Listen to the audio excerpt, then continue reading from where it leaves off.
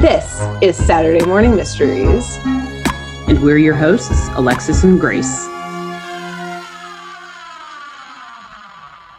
Hello, everyone, and welcome to Saturday Morning Mysteries, hosted by Alexis, yours truly, and Grace, Hi. hers truly. That's me. Truly, that's me. Truly you, not the drink, just the human Grace. Is that a drink?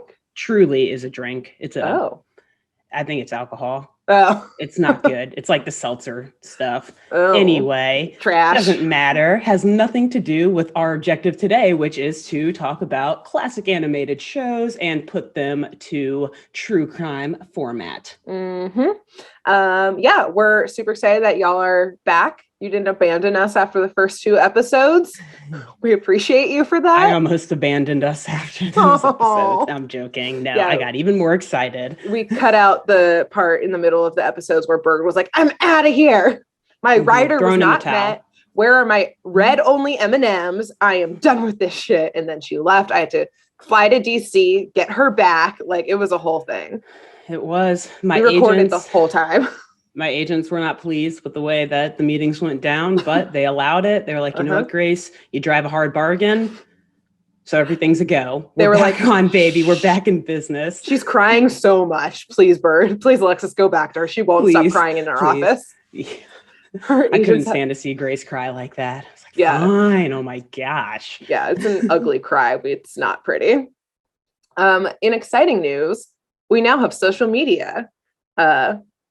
Which maybe we'll go back and edit the first 2 to say that we have social media, but we now have social media accounts now. As of this recording, we do. Yes, exactly. So Twitter and Instagram, give us a follow. Satmorn Mist, shortened all of the things. All of the things, all the abbreves of our name. Yeah, so like go check that out. Give it a follow. Wherever you decide. We don't have Facebook, because I don't have Facebook and it sucks. So yeah, we're not gonna get any traffic on Facebook. Yeah, you see their stock earnings are way down, or at least they're so maybe it's a good time to not start a Facebook profile. Zuckerberg's actually like, no, please start a Facebook profile. Please, someone anywhere. Anyway. Sorry, Meta. My bad. Meta. Oh god. Jesus, we can't even get it right. More reasons why we won't have a Facebook page, because we don't even know who owns them anymore. Truly, this video is probably gonna get taken down because they're gonna flag that we just shit talked in. They're gonna come like SWAT team into our homes. The metaverse. I'm like looking out of my window now for helicopters. They may be approaching. Anyway, moving on. So we're continuing Scooby-Doo today, and we're just gonna launch right in. As you saw, we're going back and forth with our episodes. So I'm back on track for today.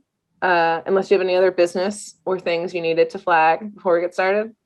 I don't think so. I'm ready to hear some Scooby. I'm ready to hear what adventure, what mystery they solve today. Great. So I'm still on Scooby-Doo. Where are you? Reminder. Wonderful. The OG of them all. I popped forward to season 2. There's only 2 seasons of it. So I guess last season of Scooby-Doo, Where Are You? But started off with the first episode of season 2, which is Nowhere to Hide. Oh boy. Yeah, we're going to get into it. I mentioned briefly to Bird this episode I did, and I thought she had done it, but she just remembers it loosely, perhaps. Loosely. I'm gonna guess how Hyde is spelt. Well, tell me. I'm gonna guess it's spelled Hyde rather than Hide. But hey, I don't know if this episode is going to live up to my expectations of what I remember it to be. We'll see. Well, I'll just launch right into it because it's the first thing I talk about. We're gonna go with Scooby-Doo, Where Are You? Season 2, episode 1, entitled Nowhere to Hide.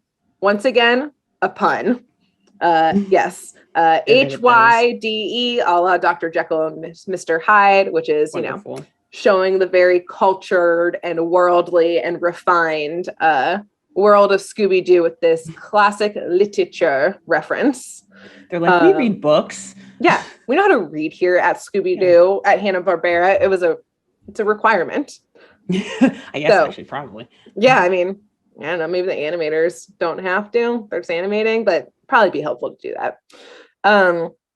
So, which, if you don't get what we're talking about at all by saying that this is a reference to something, we're going to get into that briefly before we get into our episode, just in case we don't want to assume, because I've actually never read what it's referencing. Yeah. We act like we know exactly what they're talking about, but in reality. Yeah, we just know we all know though, like the lore or the history of these characters that the book is based off of, or the book is about. But well, I'm gonna tell you either way because I Wikipedia'd it. So you practically read it. Yeah, I mean, I did read. Wikipedia fully goes into like spoiler central. It's not like a synopsis. It's fully, and this happens, and this happens, and this happens. Yes, it's very useful. It's modern like day Spark Notes. Yeah. Oh, wow. Yes. It's almost like we went to school together and studied together. Weird. Also, deep pro tip: if you've never looked at the Spark Notes Instagram, it is the funniest fucking thing in the world. I did not know they had an Instagram. I am going to give them a follow as soon as we're done recording them. It's just literature memes. Like it's by far, it's the only social media I essentially care about. Oh God. Yeah. There's a couple more that I'm sure I'll mention in some various fashions, but yeah, that one's worth a follow. But as of right now, that one. Spark Notes. That's the only Shout one. out to them. Okay. So this is a reference, the Nowhere to Hide reference to Scottish author Robert Louis Stevenson's 1886 work, The Strange Case of Dr. Jekyll and Mr. Hyde. So this is a novel of an experimental doctor, Dr. Jekyll, who wanted to get up to some mischief in order to indulge in his vices, which in 1886 I thought would be like jaywalking, seeing a woman's ankles, very scandalous.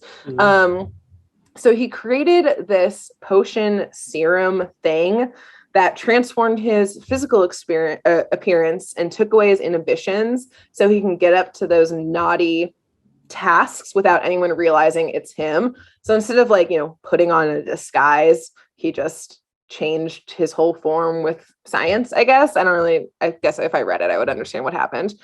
But anyways, this alternate personality, and kind of like separate person is known as Mr. Hyde. As these things go, Jekyll starts to transform himself more and more because he likes getting into that bad shit until he starts to transform without needing the serum. I guess Hyde straight up murders some people every now and then. So truly gets into some bad stuff.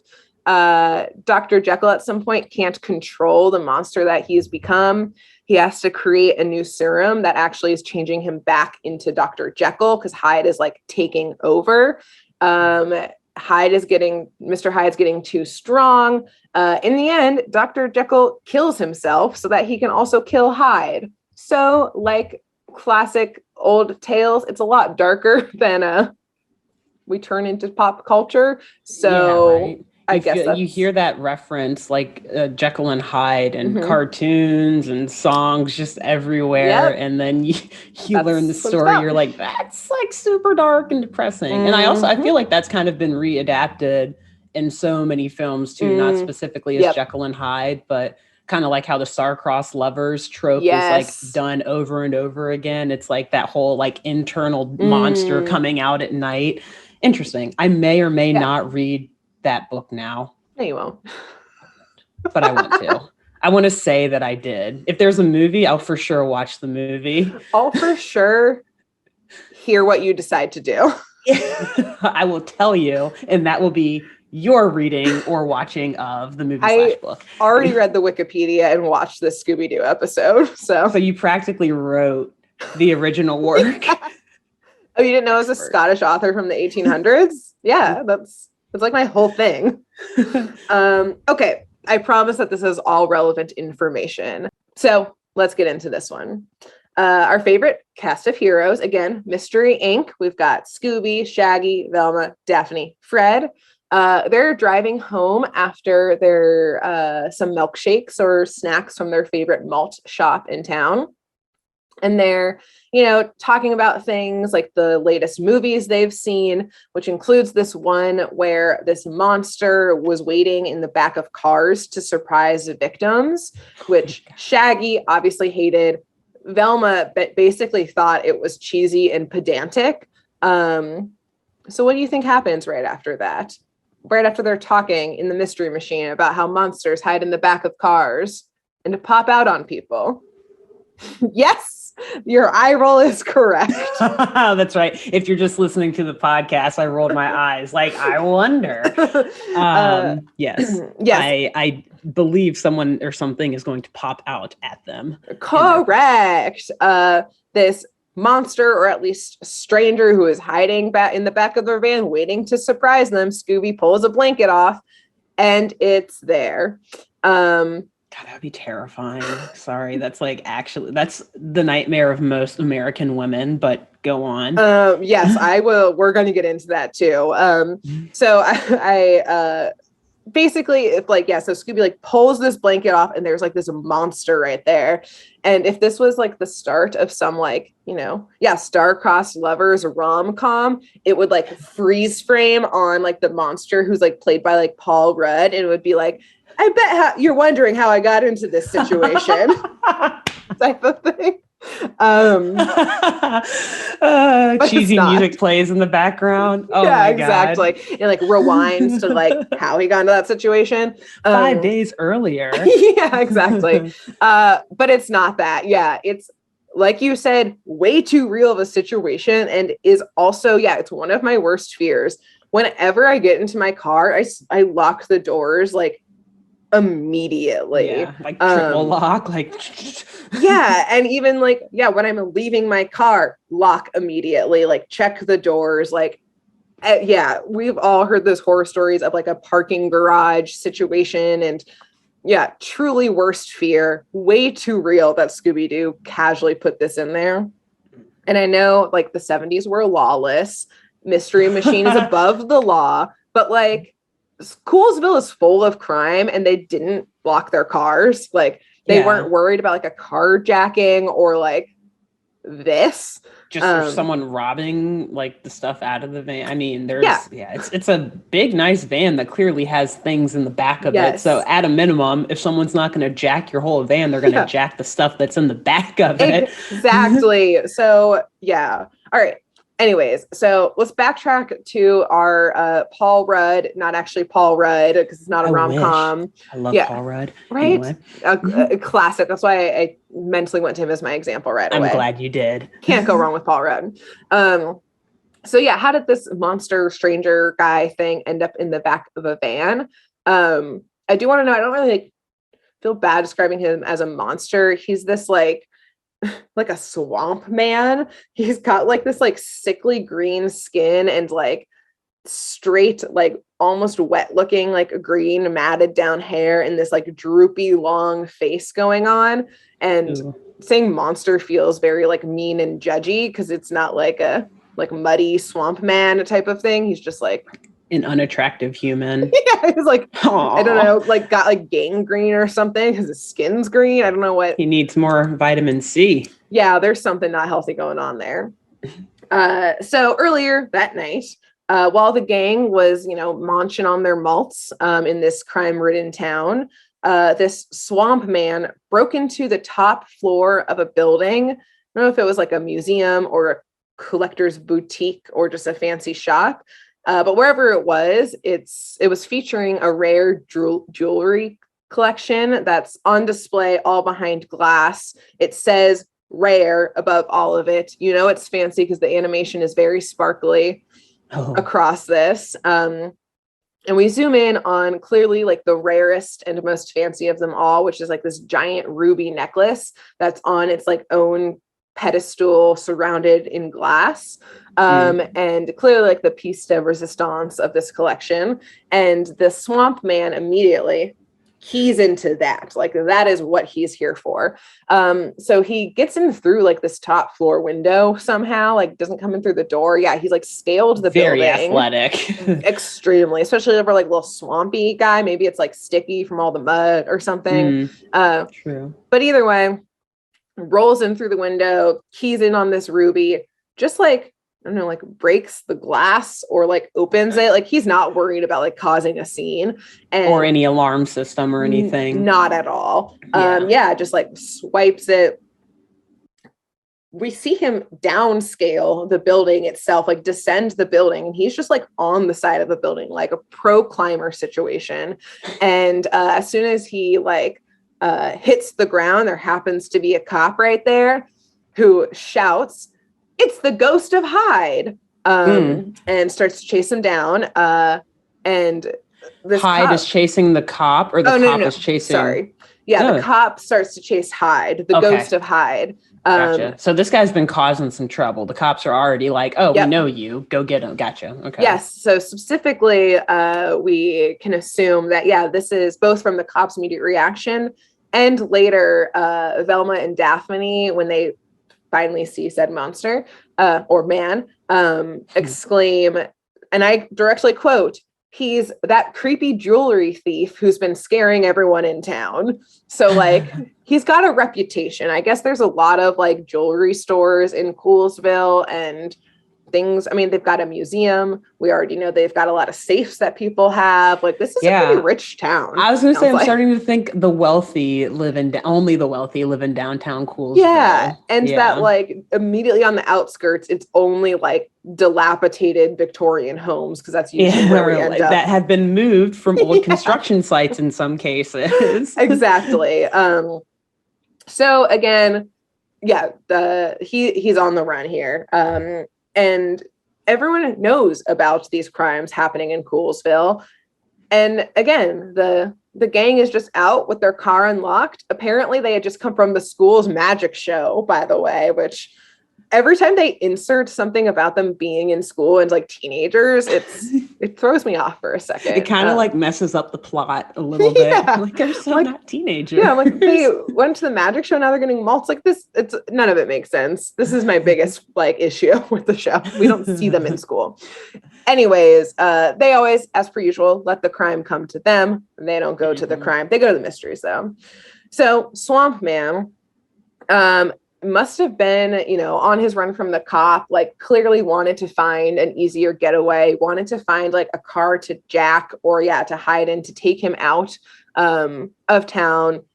This Swamp Man is pretty speedy, so he gets away from the cop because conveniently for him, mystery van completely unlocked, and he just like gets into this like, essentially he's like windowless escape pod and just covers himself with a blanket and waits. Doubly convenient for Swamp Man is that Fred, on their way home from the malt shop, decides to take a quote unquote shortcut home. And they're all obviously, pardon me, like pissed about it. They're like, "Fred, this is creepy. We don't like driving." The shortcut is taking us through like haunted houses, probably. Yeah. And also like, didn't y'all grow up here? Like Fred would know the roads, and yet they're always on some accidentally. They get like lost or something? No, just maybe. I don't know. It's very unclear, but everyone's complaining about it. And Fred's like, "I got this, guys." And it's again convenient for Swamp Man because they're driving through like these marshy, again, creepy swamps that the Ghost of Hyde just happened to be trying to get to. So he like couldn't have picked a better car to stow away in, because probably no one was driving that direction. Yeah. Wait, that's super lucky. Good timing. Right? Yeah. I know. Good for him. And so, once he's discovered, again, Scooby rips off this blanket. "Hi, Swamp Man. I'm here now. Thanks for the ride. Thanks for the free Uber." And what I'm learning is the gang's usual fashion. They just like throw the van in park and everybody just like leaves. They scatter. Full scatter. It's every man for themselves. Like they don't give a shit about the rest of like the team at all. They're not loyal. Like one for one, one for all. One for one only. The most teenage thing about them. Like every man for himself. Yeah. "I no longer care about you, only me." So yeah, where they happen to stop, like I said, is in this swampy marsh. Like everything is dark and overgrown and just like covered in mud. There's fog. And while all of them are scattering and finding a place to hide, they do see the Ghost of Hyde. Instead of like jacking their car, they see him run off deeper into the fog and deeper into the swamp and carrying this ruby necklace. So let's pause and ask the question that we'll ask every single episode. Is this where Mystery Inc. calls an authority? Maybe. I will say it would be jumping to conclusions to assume that this creepy green man stole the ruby. Like maybe he just has a nice necklace. Maybe he just purchased it from this collector. But why would he be running with it? Yeah. And like he was a stowaway in your car. So like you could at least report like, hey, I thought I was about to be kidnapped or like carjacked or like murdered. Yeah. Or I'm just, a little broken into my car. Yeah, like my car was broken into. Yeah, there's still a crime to be concerned about. But as always, the answer is obviously no. They don't. They do assume that necklace, which I will say, like they kind of knew who the Ghost of Hyde was. They knew he was a jewelry thief, so maybe it's like not a huge jump that he stole that ruby. But he did indeed, or they did indeed decide to follow him into the darkness. As per usual, Freddy's suggestion, let's go get this jewelry thief. This brave is fine. Man. Yes. Yeah. I don't know the difference between a swamp and a marsh, and so I'm just going to call it both of them. I don't know what they could be the same thing. So I'm just going to ask. I think like size and depth probably. Yeah. Yeah, there's probably like a hydrological but yeah, I'm not situation. We're not going to. I am not an ecologist, so exactly. I do not know. Yes. So pretty soon, as we actually just talked about, of course, they find a old dilapidated house in the middle of this swamp. It's very much, again, it's very confusing where Coolsville is actually located. It's kind of like Springfield in like The Simpsons, where like you don't know where in the US it is. Because now this house is like, I don't know, giving me like old like bayou type of vibe, especially that it's in like a swampy area. Louisiana or deep Mississippi or something. Exactly. Very deep Mississippi. Like also like it's definitely haunted and has a lot of ghost type of vibe. Also like this is a hazard to walk into. It could collapse on you at any second type of vibe. All vibes that I do not like. Yeah. Like all vibes that should give you pause. Okay. Yeah. Maybe, like the old, like cool bayou house. Like, all right. Yeah. Like we can check that out. But like, the falling down on you part. Yeah, like as like a historical tour type of situation, not like we're just gonna find it and go into this like probably condemned home that no one's lived in for who knows how long. And I don't totally know what the gang's plan was. I think they were just gonna like march up to the door and ask for the ruby back because they are like, the front door is locked. Let's go to the back. And so they just go around back to like knock on the door and like jiggle the like handle to see if it's open. And they assume that I guess he's in this house. The swamp man is in that house.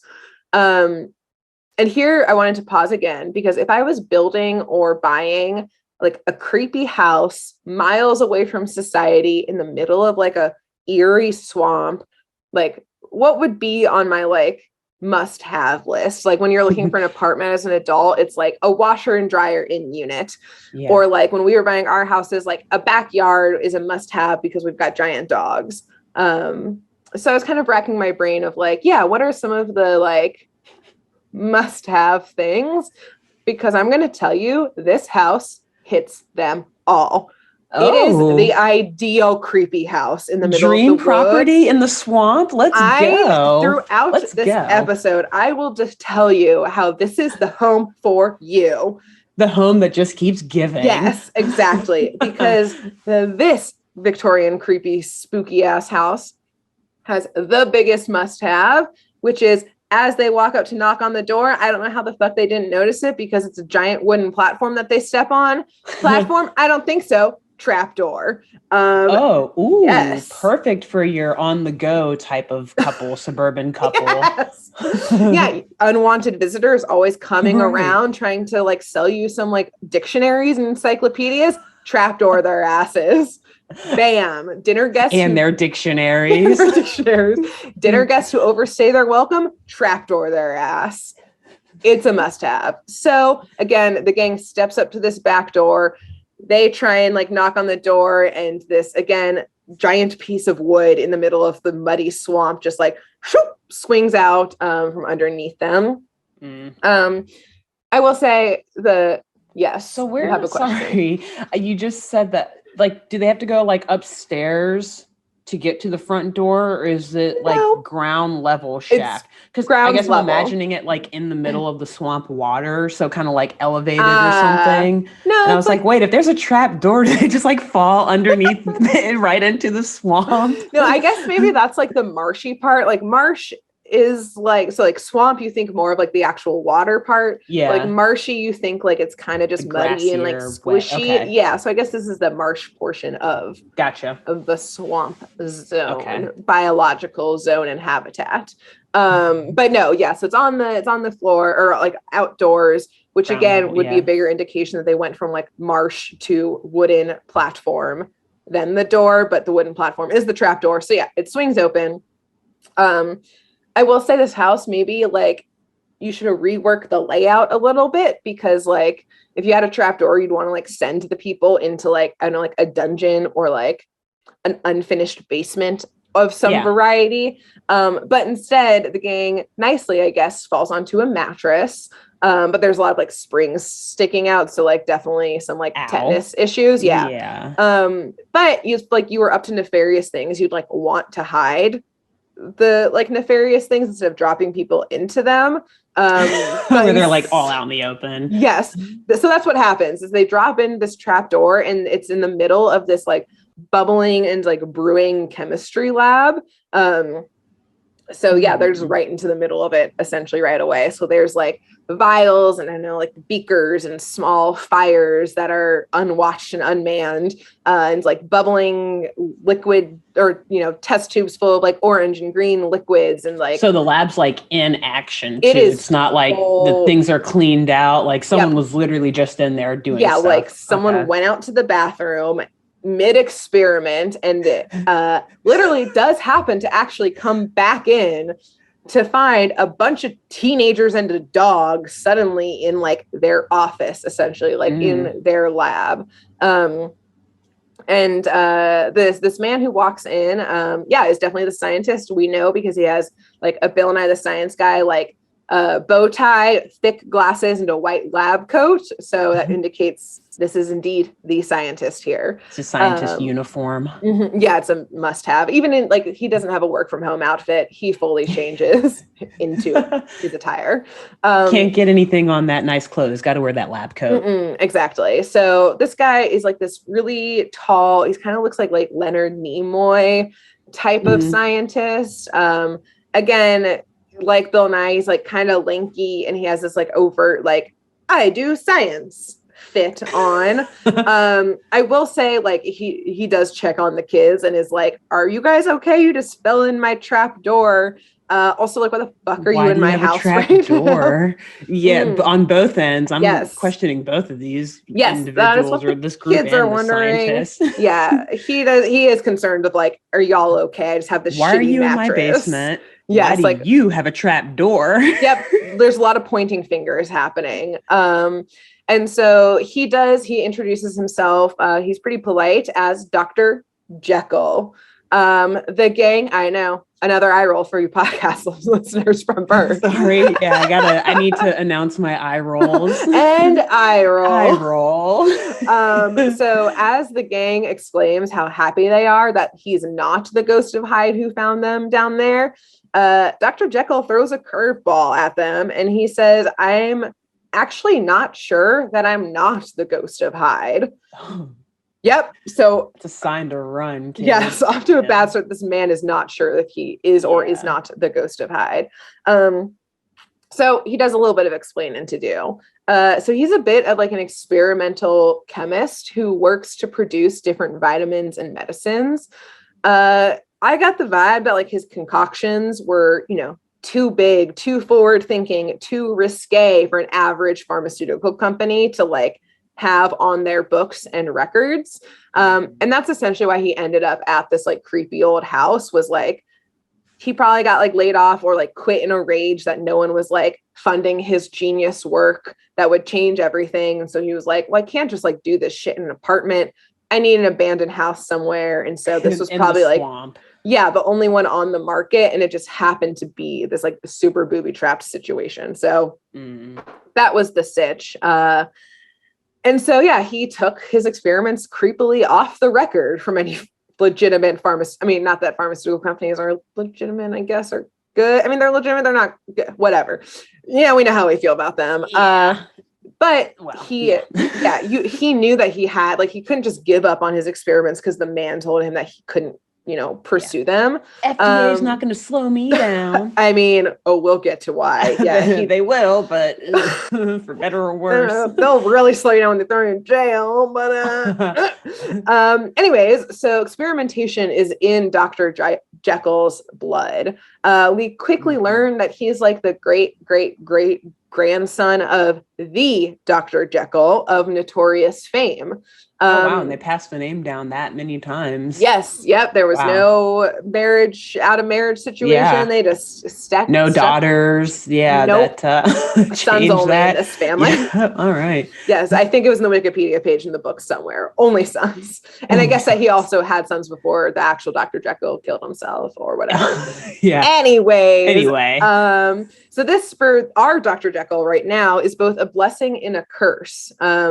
Like his great grandfather, the original Dr. Jekyll, our current day one is really worried that he's actually involuntarily morphing into Mr. Hyde.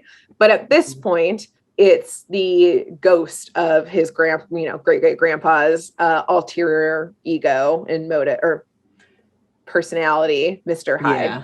So essentially, it's kind of weird that Dr. Jekyll like thinks this is happening, but doesn't know. And so he continues to go into why he thinks this is happening. It's not just like I guess I'm Mr. Hyde now, like my grandpa was. It must be me. There's sightings of him. I can't think of anything else. Right. So the gang's a little sus at first, but he continues to explain. So this, he lays out his clues. So our modern day Dr. Jekyll had been working on this new vitamin formula and medicine, again, off the record here. And he thought that he had perfected it. So to double check, obviously, like a good scientist, you need to test it. You can't just like throw shit together and assume it's good. And according to Google, the U.S. Food and Drug Administration, the FDA, was founded in 1906. So it was well established by 1970. But instead of going through, like drug trials, Dr. Jekyll just like YOLO'd it and tested the drug himself. He like finished the experiment, was like, I've done it. I'm going to drink it now. What better test subject than the person who made the thing being tested? Yeah, I guess if you're not willing to like do it on yourself, why would you have it done to other people or something? Yeah, I don't know. And if you have any suspicions that it will kill you, then you might as well carry all of the knowledge of it to the grave with with the thing itself. So go ahead, test it on yourself. Exactly. So the side effects are immediate for him. He gets dizzy, the tire rooming starts spinning, and he passes out. Okay. And according to him, or what he thinks at least by this kind of like trial and error situation, is that actually testing this new drug like kick-started something in his bloodline that had happened with his great-great-grandpa's experiments of how at some point his great-great-grandpa didn't even need the formula to be changing into Mr. Hyde. And so he thinks there was like something triggered in their bloodline, because the next thing he knew, he was being like shaken awake by his housekeeper, Helga, who found him passed out on the floor of his lab with his shoes covered in mud. So he has no recollection of leaving the lab or anything, but he wakes up and clearly he had been somewhere else. Yeah. We do eventually actually like meet Helga. Right now, he's just telling us about her. But a little background, she is his housekeeper out there in the swamps with him. Thinks she's supposed to be like a Swedish woman because she's like super tall, like blonde. Helga. Helga, but she has like an American accent, like a Midwestern, like unidentifiable accent. So maybe Minnesotan. Yeah, a little Minnesotan over there.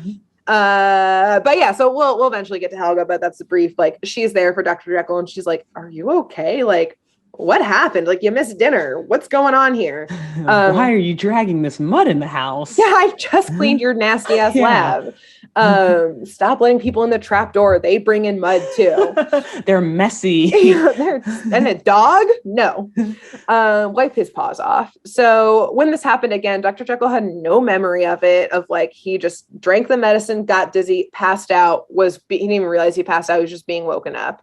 And like that first night, this started happening without that like drug prompting. So it's been more than once now that he's just suddenly like gotten super dizzy, passed out, and then woken up in the same scenario. And when tonight he was woken up by Helga, he happened to have the ruby necklace in his hands, which immediately the gang is like, oh shit, like super incriminating. Yeah, like you've put your own clues together, and like this kind of checks out. But mystery over. We did it again. Good job, team. Everyone shakes hands, pat themselves on the back, front page of the paper. Police, I suppose, they've done it for once. And that's my story. The end. No. So this is where we get our first clue. Velma, who apparently, unlike us, is an ecologist and soilologist or something. She points out that the mud on Dr. Jekyll's shoes is dry. Even though it's actually dirt. I hate you so much. And I'm done. Oh my God. So many people probably just unsubscribed. I'm unsubscribing from our I'm so sorry. Anyway. All right. Yeah. It was a very Velma move of you right there to be like, oh, Dr. Jekyll, you actually have dirt on your shoes. It's actually now. dirt. It's not mud. It's dry. Anyway. Push up her glasses. My glasses. Yeah, there you go. Dr. Jekyll hadn't really noticed it. I think he was probably like, I just woke up from fucking being passed out. I don't know what's happening. And he's like, that is weird. And that's like illogical that this would be like, why would it be dirt? Alexis. Please call it mud though, because it's mud makes it more exciting. No, I'm mad There's about nothing it now. fun. There's nothing fun about dirt. But like, then again, when does a person like transforming into an entirely different human being make logical sense? I don't know. So it's official. There's a mystery on their hands and this crime that they need to solve of like, are you indeed the jewel thief turning into Dr. or Mr. Hyde, the Ghost of Hyde, like you think? And you know, what would Coolsville be without an adult letting a bunch of minors just run in their home with no other supervision or awareness from their parents of where they are? Because that's exactly what happens. The gang is like, can we look around your house? And Dr. Jekyll is like, sure. I'm going to go like read in the parlor and like, naturally, I'm going to go take a nap. Yeah, exactly. Like, have at it, kids. So we'll start upstairs because again, obviously it goes without saying the gang splits up. So Shaggy and Scooby get assigned the attic and they go up there right away. And here they immediately question like what the fuck Helga even does for a job, because this attic is like covered in cobwebs and dust. Like there's like bats flying out of like chests that they open. There's like little like clouds of dust as like they like sneeze in it, and like it clearly like is not going well. Like people have not come it's up not here. Been kept up. Yeah. No. Or no at least one is like cleaning that room. Yeah, like if anyone's going up there, they're not swiping any surfaces as they go. Perhaps they're not coming back down. Perhaps. And among all of these like chests and old closets, Shaggy and Scooby find like entire costumes within some of the chests. They remark that like someone must have been in showbiz or something, because it's like, you know, like clowns and like sailor costumes and like military gear and like a bunch of different costumes, an ape costume, all this stuff. So, you know, they of course try on costumes instead of looking for clues. But it's interrupted by finally the appearance of Helga, who's apparently ready to finally clean it up. She's just walks up there with a duster and like kind of lectures them. She's like, I just finished cleaning this and you guys are making a mess. And yeah, Shaggy and Scooby are like, no, you did not, girl. Like, you did not just clean up here. Does like your boss not come up here? Cause it is a freaking mess. You don't have to lie to us. He's Right. not up here. You can tell us you don't clean this room for real. You're stealing money from him. We get it. Yeah, it's fine, girl. He's crazy anyways, clearly. Right. So let's go downstairs now. So there it's Fred, Velma, Daphne. They're like rummaging through like the sitting room and living room and stuff. And this is quickly where they find clue number 2. So in the fireplace, there's some pretty like fresh like ashes and some like still like dimming embers. And there's a bunch of paper in there. And you know, at first it like could be seen as like, yeah, they were just trying to like find other material to stoke the fire. Like finding dry wood in the middle of a swamp / marsh is probably challenging because it's always wet there. But they end up finding, they pull out a piece of paper, Fred does, that's not fully destroyed, but all of the edges of it are burnt. And again, it's like still pretty warm. Like the edges are still kind of like falling off. So like this was clearly recent. And what they find is an old newspaper clipping featuring a world famous acrobat and trapeze artist whose latest feat was an act that essentially was like flying between the buildings. And who literally flying or like tightrope type of. The way Velma and Daphne were like, what is this? And Fred was like, you guys don't know? They like fly between buildings. And that's all he said about it. So okay. I don't flying know. It is. Yeah. Yes. It's something Thanks, between Fred. buildings. Yeah. Real helpful, Fred. Clearly he's like, he'd be the one at like the magic show where they're like, how does he do it? And he's like, there's someone else in the box. And you're like, thanks, Fred. Come on, man. Yeah, exactly. So there's a picture of the acrobat there and the like stage name. And it is the one, the only, the unmistakable Helga the Great. So clearly, yeah, the past life. And after these two, the dirt on the shoe and then this Helga the Great clipping that was recently being burnt, the clues just like keep coming. And clues that will put Dr. Jekyll's own theory to the test.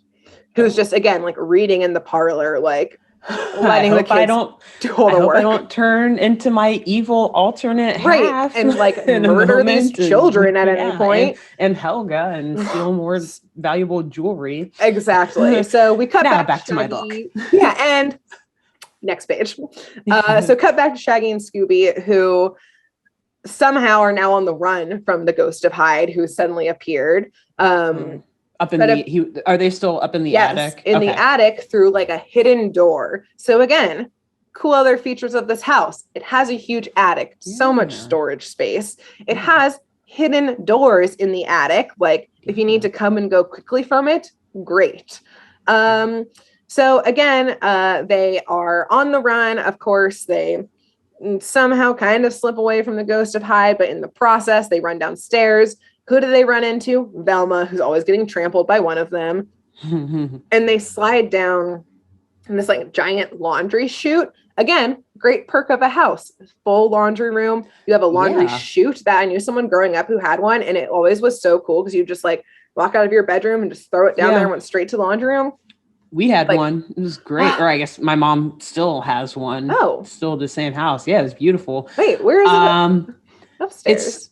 It's you know, like right when you come up our upstairs, there's like you go straight down the hall into the loft in my mom's room is there. It's like right on that little side wall right there. Got it. Kind of it's like right outside. All right, great. Well, now everyone knows the layout of your mom's house. We got into some trouble dropping some things. I know. I was like, I'm not gonna get too specific on where this is. And her address is. Let me actually just pull up the house blueprints from the county auditor website and share my screen so you guys can really get a feel.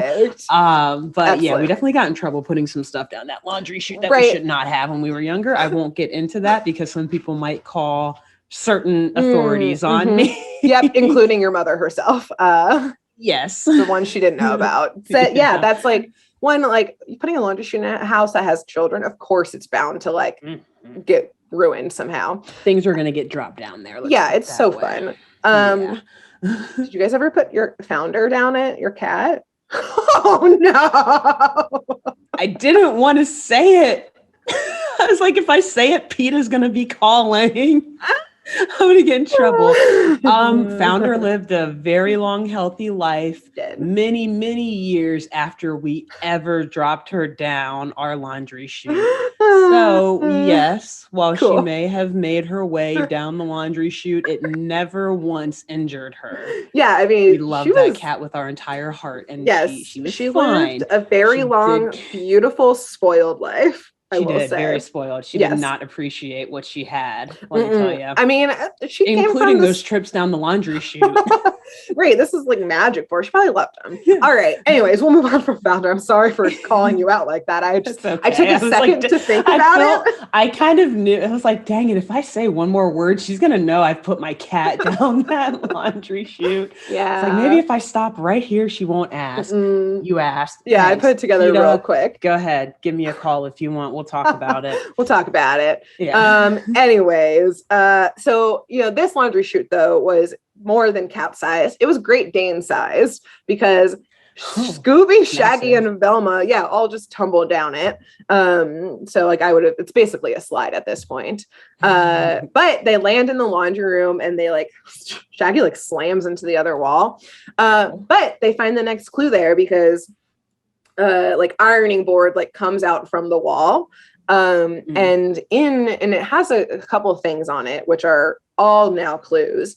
So they find a pair of actually freshly muddy shoes. They find a feather duster. Yes, not dirt shoes, mud shoes. They find a feather duster and they find a set of clothes. So our investigators all rejoin each other and they are on the scent at this point, somewhat literally because they've got Scooby-Doo with them.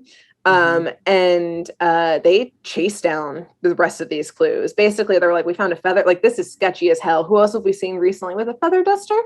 So they're like, let's just go poke around Helga's room. Sorry, can I? Real quick, I want to interrupt. You say that they also found an outfit, a spare outfit. What kind? It's arbitrarily just the green coat that has been seen by Swamp Man. It wasn't. Okay. They didn't pick it up. I didn't know if it was a maid outfit to go with the feather duster or just okay. Nope. It was just here's a green coat. It was likely the culprit's outfit. Yes, I think that's what they put together. So they just bang into Helga's room. And they turn it inside out. But under her mattress, they find a bottle of phosphorus paint, which is glow in the dark paint. And a bottle that's simply labeled knockout pills, but I think that just means roofies. In a PG sense. Yes, it's just knockout pills. Knockout pills. They just put you to sleep. Exactly. And the gang is so hot on this trail right now that even Shaggy finds a tangible clue, not just a hunch that Velma puts together. While they were searching, this house is just teeming with clues then, because if Shaggy is even finding one, then it's whoever the culprit is did not clean up their tracks whatsoever. Exactly. Anyway, continue, my bad. And so Shaggy's out in the hall, everyone else is searching the room, and here's why though I think Shaggy actually found a clue more than anything else is that there was a bowl of fruit just in the hallway, and so he was eating. So it's not he was helping at all still. So as he announces, he's pokes his head and he's like, hey guys, I found something. I found a pretty weird clue. The Ghost of Hyde pops out and takes Shaggy, and again, perks of this house disappears because secret doors everywhere in this place. More trap doors, secret doors. We see at one point in various chase scenes, one of those giant door that behind it is a smaller door and a smaller door and a smaller door and a smaller door. Yeah, this house. How big is this house? On the outside, it's you have to interdimensionally travel or something. It's the doors open, actually portals, and you're just going in different dimensions throughout the same house. But here's the thing is that on the outside, it doesn't look huge. But it's it's open concept, so it feels really big, I think. So again, for high all ceilings. Of you, exactly, a lot of natural light, not a lot of natural fog light because it's the swamps. So here's also where it gets a little dark again because we rediscover Shaggy, and he's fully strapped down onto a metal surgical table, like fully like straps, like unable to move. The Ghost of Hyde is next to him, like cackling and like fucking with like chemistry sets because he's about to like experiment on Shaggy. So like again, like towing that line between like this is gonna get into some real dark shit and like it's a children's show, it's okay. How cute. Yeah, Shaggy's gonna have a scalpel in his eye. Classic. Oh, his eyes are about to be plucked out. Oh, you Ghost of Hyde. You kids, crazy kids. Yep, exactly. But luckily, like a good boy, Scooby is having like a full freak out and is like, I gotta find Shaggy. And so naturally he does. A chase scene ensues. You know, they go through the like swamp / marsh. There's some alligators, shenanigans. When they finally are able to get away from the ghost, because like the ghost had no interest in entering the swamp situation, Shaggy's able to reveal his discovery because they're like, why did the ghost take you? Like, what's going on? And Shaggy's like, probably because of this. And he pulls out from his pocket this set of 4 suction cups, which is the final clue. And we'll explain That's why. the clue that Shaggy came across when he was eating the fruit. Okay. Yep. Yes, So because like, he got cut off before he exposed what he found. Okay. Yep. Interesting. Suction cups. So here's the problem though. So like they have all these clues, and how do they like definitively prove, again, like this evidence, they've contaminated all of it. Their fingerprints are now on like the roofie bottle, like as per usual. Yeah. And like Fred's gonna get caught up in some shit from that. Fred, your handprints are on this bottle of roofies. That's not good. Put everyone's handprints on that, Fred. This is not great. So yeah, like how do they prove the theory here? That of course, like Fred and Velma, as soon as they see the suction cups, they're like, we know it. We've got it. Type of thing. As per usual. Yeah. So like, how do they prove that theory? Like how do you like put all this together in a sense that's like provable to the law? And like what actually has been done with the ruby that Dr. Jekyll handed out earlier? Like, did anybody confiscate it? Because I don't think they did. I think they were just like, you hold on to that, even though like you think you're this ghost type of thing. So as per usual, a plan gets hatched that requires teamwork, cunning, a bit of theater with the costumes. And once the costumes. Lots of quick costume changes here. And so once, of course, Hyde shows up again, wanting to chase them out, especially knowing that they found like these suction cups now. And so trying to chase him out. And I do just have to say what the chase scene ensued and like how they caught him, because like sort of we gloss over it. Fred, Velma, and Daphne all also dressed up as the Ghost of Hyde because there were apparently also obviously like the green paint, but like apparently there were also like 3 other wigs and like 3 full outfits for these 3 like very differently sized humans. All matching. Like Velma, it like looks like a child in hers versus like the actual Hyde is like very big and like tall. So I just wanted to, I know it's the magic of theater, but hey, you know, sometimes you just have to order a lot of different, you got to order the different sizes. You don't know when you're doing what's gonna casting calls. Yeah, you don't know necessarily who's going to get the role. So that's so you got to be true. accommodating for all of the people who are trying out. And you know, in this case, that's a good point. It could have been a child, apparently. And then once you don't need them, just stuff them in a trunk in an attic and have a random house in the middle of a swamp. Yep, because you know no one's going to find it because no one's freaking cleaning it. Like, you know your boss isn't going up there, so why do you need to bother cleaning it and all that? Yeah, so just hide it up there. Yeah, so the Ghost of Hyde like freaks out. Like I think he thinks that he's like lost his mind because he's like seeing double. And he runs out into what the gang hoped he would run out. The trapdoor. So comes full circle. That good old trapdoor, baby. Yeah, if you own this house, you got to watch out for the booby traps yourself. Like if you're living there, everywhere. You apparently. should know. Yes, exactly. So yeah, this swamp man falls into their trap that they have set there, and they are ready to rip the mask off. So as per usual, let's review. So we've got clues. We've got the bloodline. Yes. I was gonna say Big we've only sigh. met like 2 people. So Yeah, that's the suspects are very limited in this one, mhm. although they do Yes. sometimes like come out of left field and like unmask someone who You the didn't meet audience yet. has not been introduced to. Yes. Or like But you've met for anyway, 3 seconds. Like, is it like the malt shop guy, who, like owner who like delivered them their malts and was like, "How he was the magic secretly show, roofied kids?" their malts actually to like get them off of the trail. Anyway. Exactly. Like, was it the cop who was just like, I guess he was chasing the Ghost of Hyde, but was he?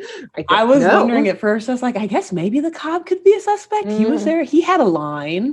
So he's involved in all of Could have this. been there. Yeah, let's not overlook him. Yes. But we'll talk about what the clues actually are. So we've got the bloodline of a crazy scientist who morphed into a crazy like murderer. Mud/dirt on a pair of shoes. Okay, well, I guess we have 2 pairs of shoes, a dirt pair of shoes and a mud pair of shoes. With the feather duster and a fit. An old burnt article and like other like burnt papers that they weren't able to like look into. It kind of all just was ash at that point. Glow in the dark paint and roofies and suction cups. Or knockout pills, sorry. Knockout pills. I was gonna say, we're calling them roofies. Yeah. Warner Brothers would prefer that we call them knockout pills, probably. Yeah, most likely. So as they like get ready to rip the mask off, like Fred and Velma are like prepping the high five to be like, we're so fucking right. We're the smartest people in the world, because I've also realized that it's always those 2 who like know who it is, and they're like always ready to be like, duh. Type of thing. So now I'm like keying in on them doing that. So they rip off the mask. Do we want to guess who of our 4 characters? True. It is. Shoot. All right. I do want to guess. Okay. I'm really pulling for the malt shop guy, but I'm going to guess all logic tells me that it's the lovable 7-foot tall Helga. They're going to say the lovable policeman. No comment. Yeah. But maybe this one was lovable. Dime a dozen. I mean, he seemed like he was just there to like have donuts, and like he clearly didn't give that good of a chase. Like he was preoccupied. He's like, I didn't actually see a crime. So he was like, he was just scaling a building. Or I guess he did see the police officer did see Hyde holding the actual necklace, right? Yes. Okay, so so allegedly, or like you could assume there was a crime. So maybe he was a little bit more invested. But you know what? I'm actually gonna pull back from even assuming he's a real cop. Like he could have just been like a stripper in cop's clothing, because he saw a crime happen, somewhat kind of gave chase, but didn't call for backup. Like we don't hear or ever see that there were like cop cars swarming in Coolsville, because he was like, I saw him. He's on the run. Let's track him down. I think the cop was just like, all right, well, whatever. Yeah, he was actually one of the village people just grabbing a bite in between shows. Yeah, exactly. He like also went to the malt shop. He was like, I'm kind of hungry. Or something. So question, or he's like a corrupt cop and was like, yeah, baby. He's like, I'm actually going to get paid part of that fee from that jewelry if I just kind of push this under the rug. It could have happened. Okay, back to but it probably didn't, did it? Yeah, no, he just gave up, I think. Okay. Anyways, that's all conjecture. So Fred and Velma are like gearing up those high fives because they're like, it's obviously fucking Helga, and then the mask comes off. It's Dr. Jekyll underneath the mask, baby. Course. Classic. Yep. So once the authorities, namely the sheriff, who's both like wearing a weird cowboy hat and who handcuffs himself to Dr. Jekyll. He is new. It was his first day on the job. This was his first real big arrest. He still was trying to figure out how to use it. He just like, I was like, each in one wrist. Like Dr. Jekyll could just punch him at any point. Exactly. He just like punches him or like runs away. Like I imagine he's a pretty big guy because the monster is like big. Yeah. So it's like he just like drags the sheriff along with him. Like he could have he was like next to all the lab equipment. I'm sure he's got like scalpels and shit, or he could have like broken a test tube or like thrown like an acidic substance on the just sheriff. Like break glass over the sheriff's head. He's like wheeling and dealing with the one arm. He could have overtaken the kids probably. But I guess this is a reflection on why Mystery Inc. exists, is that like clearly they're like law enforcement is like a guy who doesn't give chase or call for backup about a literal crime. Doesn't know how to use handcuffs. And then the sheriff who doesn't know how to use handcuffs. And like you briefly said before you realized the handcuff situation, where are they? Cowboy hat in the swamps, like I know. Unclear. Okay, are they in Texas or are they in Mississippi? I mean, maybe people in Mississippi wear cowboy hats. Maybe. I don't know. I don't know. If you're from Mississippi, leave a comment. Let us know. Yeah. You guys were. I did not think anyone besides Southwesterners did that. Yeah. So, hey, what's the deal? Yeah. Yeah. Anyways, so, Dr. Jekyll, only one handcuffed, lays out what the situation was. So Dr. Jekyll, as we mentioned, was out here experimenting in the swamp, because essentially his career was falling apart and failing. And then even out here, the last couple years, his experiments were also failing. This like goal to create this like miracle medicine and vitamin wasn't working. He wasn't living up to any part of this bloodline and this lineage of like successful experimental scientists. And like, even the mad scientists in his bloodline were like successful mad scientists because they like lost control of their experiments and it was like crazy cool and stuff. Mm-hmm. So like most, rock bottom people sometimes do. No, not really, actually. Just this one. He turned to crime. Like just this guy. Because he like needed the thrills or just needed to pay the bills or something like that. Thrills and bills, babe. Mm-hmm. Because I did think about it though. I was like, yeah, why would he, what does crime, like how does crime serve him? Doesn't make his experiments better or anything like that. And clearly he's like not going through the FDA to like sell his medicine. But I was thinking about it and I was like, you know what? I bet he bought this old ass house that like is like, it's like creaky. It's like, honestly, I know I've been selling it to you. It's a fixer upper. It's like not maintained. It's like got a lot of holes, like broken This is now windows. the fine print, print of the sales contract, the land contract. Like it's open. It's got an open concept and high ceilings, but there's also a lot of creaky floorboards. Yeah, it's got a lot of natural light because there's a lot of holes in the walls. And like it's in a swamp, which like I bet means like the cooling bills for like a house that big and that many trap doors and like secret halls is probably astronomical and like through the roof, and like the humidity. Need a lot of dehumidifiers. Yeah, exactly. I think there's a lot of like air rotted wood type of thing. So I think he was just trying to fix this house up in the end. Like he needed that cash. But as per usual, he did not get he didn't expect to get chased by the kids all the way to the swamp. And so he kind of had to do some like pretty quick thinking as he was like on the run from them. Now, but hold on. But he took their car to the swamp. So I get he didn't expect them to get out of the car and chase him the extra like 10 feet to the shack. I think two different things. One, Bert, he's a failing scientist. You think he thought through all of this? No, two, and he's like drugged up on stuff too. Yeah. So he's, And two, I guess I would be like, I don't expect like a bunch of children to be dumb enough to chase me, a criminal. That's like, true. Yeah. It's one thing to hitch a ride somewhere, but for them to then get out of the car. Yeah. You'd be like, you're right. Okay, I spooked him. They're going to get back in the car and to leave as soon as possible because they're terrified. But no, they were like, let's do this. And he was like, that's fair. Fuck. Like I could be murdering you kids. Like, why are you chasing me still? Yeah. Where are your parents? Like I'm actually going to stop and talk to your parents. Let's go back to Poolsville. We need to have a conversation. So his quick thinking, he decided to lean on his like great grandfather's lineage and like play up the curse. But use that as kind of like get out of jail free, like, oh, it could be me, But let's lay out some red herrings, which, a classic Scooby-Doo Mhm. phrase. Can't wait till we talk about Putnam and Scooby-Doo. Oh, But anyway. yes. Which also, it's not on HBO Max. It's only on Boomerang. Well, then we gotta talk about this afterwards. Investment. Yeah. Yes. Okay. Off Cool. screen. Cool. Yeah. We'll make that work. Yeah. I looked. So he laid out what he thought. And actually it was like a pretty clever plan actually to like lay out this evidence to pin things on Helga. So he like slipped like those roofies and call them what they are.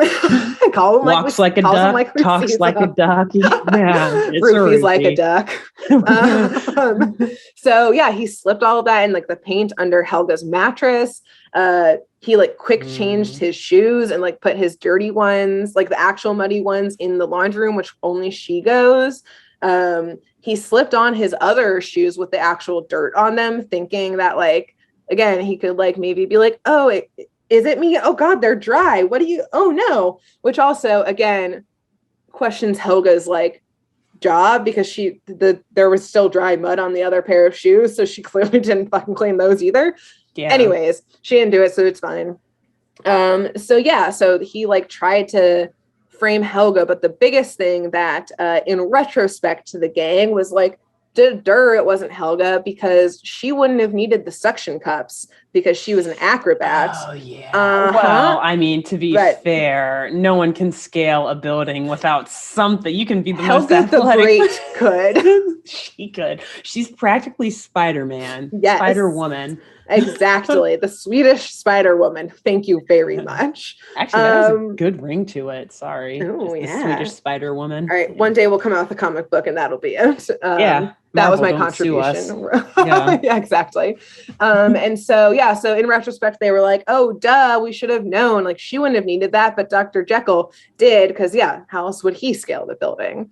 So, it is, I will say, pretty funny. Like, all of this gets uncovered with Helga standing right there, and like this bitch like scolds him like a child and is like, mother, like, I'm disappointed in you voice, which I just really appreciate. And he gets teach him, not his hard time in prison. You know what? I did also think of Helga. I did also think about that like he's gonna get a few years at most. Like he's not gonna get that much time. Yeah, like really, like a couple like not that it was a petty theft, like a couple jewelry thefts and like breaking and entering. Like he's not getting a life sentence. Like, and he doesn't have any prior charges. Like, and even there's no violence. Yeah, that's true. Yeah, you're right. So yeah, he's probably an older white male. So yes, he's gonna and like safe. Could have some like backup cash, and like I don't know, he could pay his bail really quickly too, and like there's a lot of things here. Or he could just roofie all of the sheriff's department and then just get away, sneak out of there and be like, this never happened. Another do like trap door, smoke or something. He's gonna trap door the entire police department and then run. So I did think though, I was like, you know what, like, not only he's not going to get a very harsh sentence, but like I don't know why, for some reason I was like thinking about his time in prison, but I was like, you know what, he's probably gonna like thrive, because I bet he's gonna do some like experimental, like prison like toilet water like concoctions and like get shit from the commissary and like make a bunch of drugs in there, and like he'll be like the chef / he's also gonna the main connect. Yes, connect for like new drugs. Like he's gonna like make PCP in there or some shit. And then he also toilet PCP has an entire like population of guinea pigs that he's gonna use. Like he's gonna give all of those prisoners. So I think he's gonna like, I mean, he was okay to test on himself. He was gonna do some tests on Shaggy. Like he's definitely gonna become like a kingpin in prison, and then like maybe get more sentences because of like what other like illegal shit he's gonna end up doing in prison. So.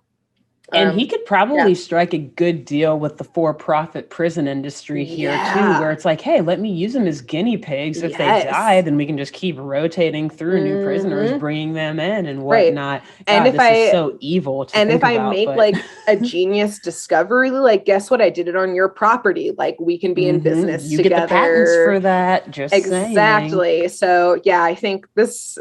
There's again a lot of towing of darkness in this episode, including this epilogue, I believe, to Dr. Jekyll. So the end. That's it. They're very good. Beautiful. That I think that actually might be one of the more classic episodes of Scooby-Doo, mostly because of the Jekyll and Hyde thing with the, like everybody knows the classic story and all of that. And I've got to say, because of that, I made an assumption about how the episode ended that unfortunately made an ass out of you and me because I was like, oh, surely they won't just like copy the actual story of Jekyll and Hyde where it is in fact the doctor who is the evil monster as well. But no, they were like, oh no, fuck that. We're going to use the exact story, guys. These kids aren't going to read.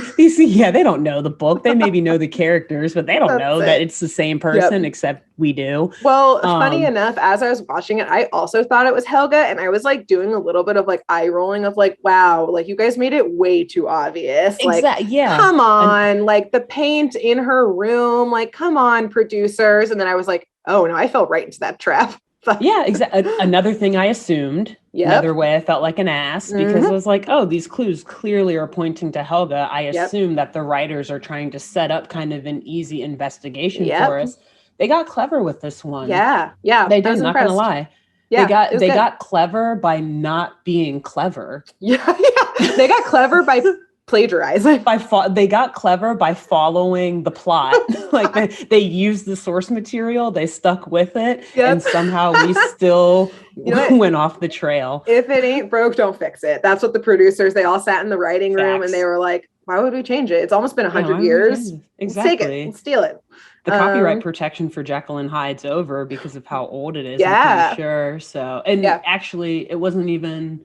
You said it wasn't written by an American. It's Scottish, right? So there's probably some other different set of copyright law anyway because it's European. So, but anyway, fancy. Yeah, that's I made some assumptions there. They threw me for a loop. I want to look up who the writers for that episode were because I want to commend them. I don't know if they're still alive, but good job. Well, you know what? Yeah, we'll look that up, and in our like little credits, we'll I guess if you're only watching the vlog, you'll see it. But we'll put in the podcast, we'll write in the. We'll give them credit in our like notes for the podcast. For sure. It will be out there. We should do that going forward too. Just so if people want to go back and watch the episode, which you totally should do, by the way, if you have Boomerang or HBO Max, or if you just have all these episodes somewhere, after you listen to us tell them, you should totally go back and watch them to compare because it makes you watch these shows a lot differently and just enjoy it that much more when you have this kind of narrative form behind them. Yeah, I have to say I went back and watched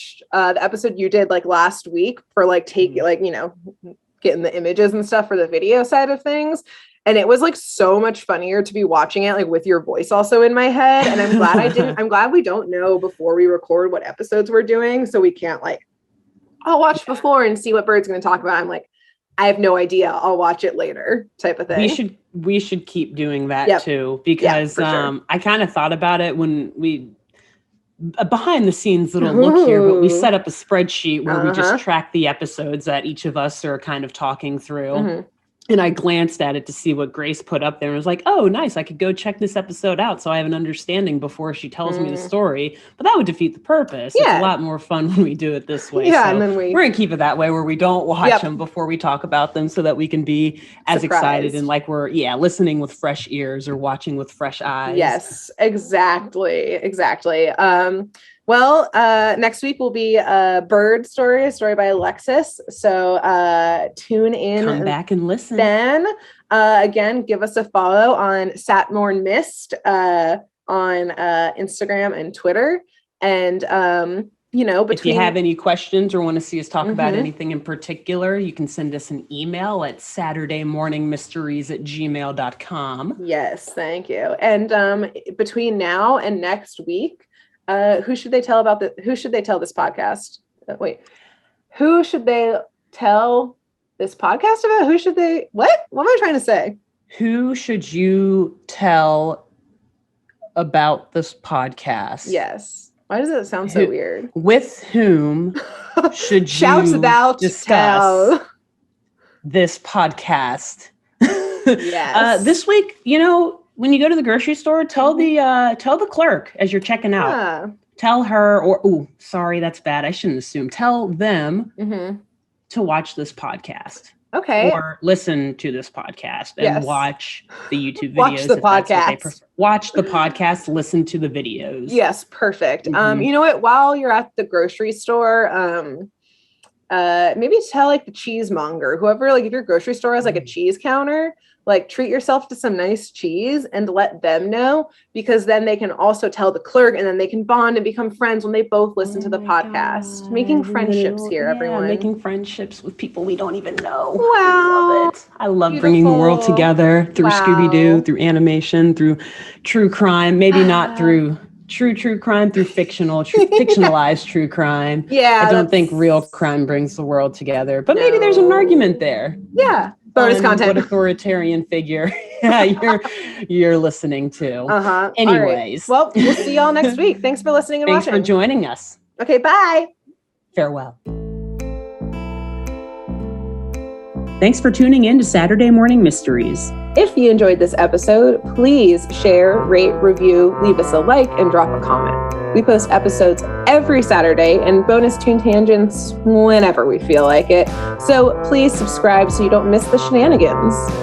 And if you want to follow us on YouTube, click the bell under the YouTube subscribe button to receive notifications when new videos are posted. And if you want to subscribe to the podcast, we have no idea what you're listening to us on, so just hit the big subscribe button on whatever app you're using. We believe in you. Give us a follow on Twitter and Instagram at SatmornMist, all the abreves, and let us know if you have any episode or show requests by emailing SaturdayMorningMysteries@gmail.com. Thanks to Jenna Kendall for the logo design and to Ava Sakiki for the music used during this week's episode. See y'all groovy kids next week on Saturday Morning Mysteries.